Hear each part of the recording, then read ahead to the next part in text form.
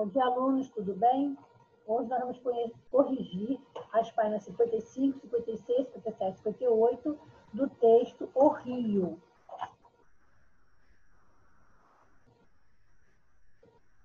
Vamos à correção.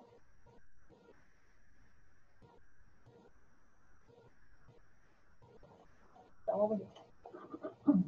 Na primeira estrofe do poema, o eu lírico faz duas comparações entre os rios e os bichos e entre os rios e os homens do mar. O que os rios e os bichos têm em comum? Ambos começam a caminhar quando nascem, ambos têm o instinto de não permanecer no mesmo lugar desde o nascimento. O que os rios e os homens do mar têm em comum? Ambos têm o mesmo chamado de ir em direção ao mar. Quais versos do poema revelam o local onde o rio Capibaribe nasce? Eu já nasci descendo, a serra que se diz do Jacarará. Na segunda estrofe apresentada, o eu lírico revela a situação da terra no interior onde nasceu. Como era essa terra? Era seca, devastada, da qual tudo fugia, só tinha pedras e poucos homens. Na terceira estrofe apresentada, em certa altura do seu trajeto, o rio passa a andar lado a lado com gente que vai retirando. Sobre essa expressão, em destaque, assinale a opção correta. Então, é a primeira opção. Trata-se de retirantes, pessoas que abandonam o sertão em busca de uma vida melhor em grandes cidades ou lugares promissores. Vamos para o número 5. De acordo com a quarta estrofe apresentada, por que o rio se considera um bom companheiro de viagem? Porque ele segue calado, apenas ouve histórias ou o que as pessoas têm a dizer, sem tentar se interromper. No município de Limoeiro, o rio encontra o trem de ferro que também segue em direção ao litoral. Porque ambos não seguem o mesmo caminho e não chegam juntos ao destino? Porque o trem segue por uma estrada de ferro e é mais veloz. Já o rio segue pela várzea lentamente. Ao passar por Paudalho, o que o rio encontrou? Plantações de canas e usinas. Releia os versos abaixo. Foram terra de engenho, agora são terra de usina. Tudo planta de cana para uma só boca de usina.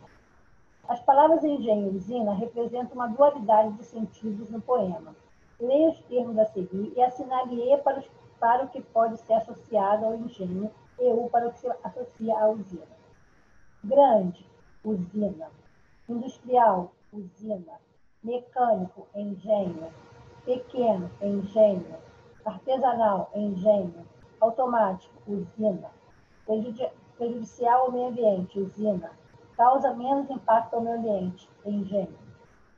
O que a dualidade representada pelas palavras engenho e usina cria no poema? Uma crítica ao que pode prejudicar ou interferir de forma brusca no meio ambiente. Uma crítica à ganância, à exploração de terras e de mão de obra barata. Releia a última estrofe apresentada e assinale as características dos retirantes que o rio encontra em Recife. Eles são tristes, eles são trabalhadores, eles são explorados e eles são pobres. Número 10. Que adjetivos o eu lírico empregou na segunda estrofe apresentada para caracterizar a terra onde nasceu e por onde passa até chegar ao litoral? Desertada, vaziada, calcinada, devastada, isso proporciona o texto, né? 11. Na terceira estrofe do poema, identifique as formas verbais do gerúndio e efeito de exploração dessa forma verbal cria no poema. Então, eu coloquei aí as palavras, mas é para você circular lá no poema, tá? Você, para corrigir, se você não fez essa questão, você vai no poema e circula essas palavras aí. Deixando, mudando, passando, navegando, deixando, ficando, desfilando, andando, retirando e encontrando. Elas estão no gerúndio porque termina com MBO. Tudo exemplo. Agora, ele está perguntando que efeito de expressão dessa forma cria no poema. Ela cria um efeito de simultaneidade, as ações ocorrem no mesmo momento em que se fala. Número 2. Na penúltima estrofe do poema, que estratégia o lírico usou para enfatizar a grande quantidade de canaviais encontrada no caminho? Ele repetiu repetir o termo planta, planta de cana 5 vezes. O poema O Rio é composto por 60 estrofes com a mesma regularidade de versos. Quantos versos há em cada estrofe?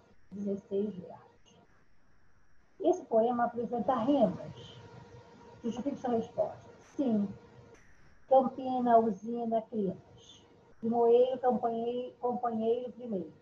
Mudando, passando, navegando. Então, Carpina tem a terminação ina, né? Usina também tem, crinas também tem. Limoeiro tem a terminação eiro. Companheiro tem a terminação eiro e primeiro tem a terminação eiro.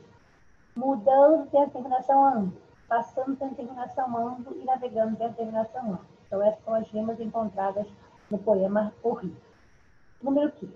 Releia os versos a seguir e analise como as duas palavras em destaque foram exploradas no poema. Tudo que fugia, gaviões, urubus, plantas bravas, a terra devastada, ainda mais fundo devastado. Considerando as classes gramaticais dessas palavras, explique o que cada uma dessas expressa. O adjetivo devastada caracteriza a terra. A forma verbal devastada indica a ação realizada por tudo que não fugia dela. Que efeito a escolha dessas palavras produz no poema? Produz sonoridade, rima. Aí depois nós vamos ver o significado de poema. Né? Porque nós vemos um poema, agora vamos ver o significado de poema. Poema é um gênero de tamanho variado, composto em versos que podem ser organizados em estrofes a fim de descrever algo, narrar uma história, fazer críticas, expor sentimentos, etc. Além de despertar a sensibilidade e as emoções do leitor, um poema pode explorar a sonoridade e a significação das palavras a fim de criar efeitos diversos, como expressividade, sonoridade, rima e ritmo, humor, melancolia e etc. Isso aí é o significado de poema. Aí, nós terminamos a correção. Um grande abraço e até a próxima aula.